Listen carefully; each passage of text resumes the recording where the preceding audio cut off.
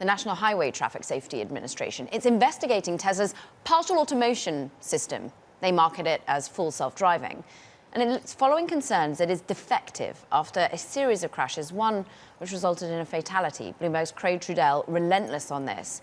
Craig, this is to do with the weather, right? Yeah, this is at least sort of the grounds for the investigation that NHTSA is sort of narrowly looking at the issue of when Teslas are being operated on FSD and in an environment where visibility isn't great. So think of like foggy conditions. But I would point out that it's not necessarily the case that these investigations would sort of stay in that narrow scope, where we've seen a precedent just with autopilot, this sort of standard driver assistance system that you get when you buy a Tesla, that we saw NHTSA open an investigation after multiple crashes involving police cars or fire trucks. And that investigation led to a much broader recall where Tesla sort of, came around to this idea that, NHTSA, you're right, we will sort of, find that there's a defect with our system, that people aren't paying enough attention while they use it, and we'll do a remedy to try and address that. Craig, as you know, because you're one of the editors on my reporting about Tesla, I'm an FSD user. And actually, I've posted on X quite a lot about using it in foggy conditions and some of the bizarre happenings when using the technology.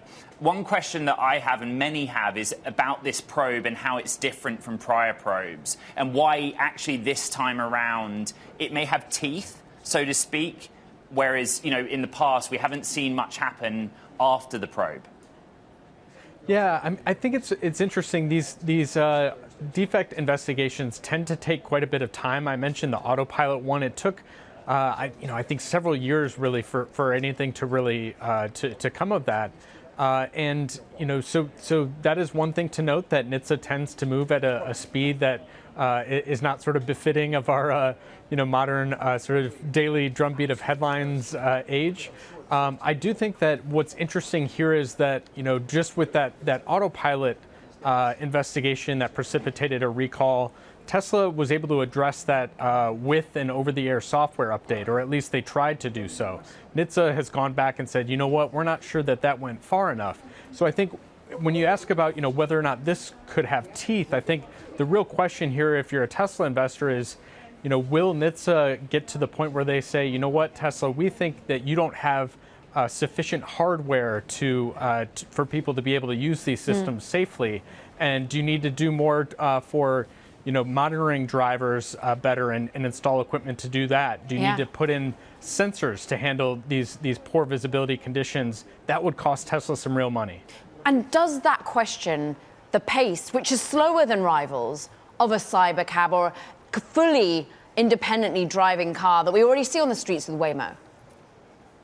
Yeah, I think it's key here that NHTSA. I think NHTSA is going to have to have some say in Tesla following through on what Musk said last week about being able to offer a version of FSD that doesn't have to be supervised, at least in certain states. Musk mentioned that in Texas and California. It just strikes me as hard to sort of take him at his word that timeline can possibly be achieved when we're seeing evidence, year after year of crashes involving people using these systems and them not necessarily being safe enough to regulators' liking.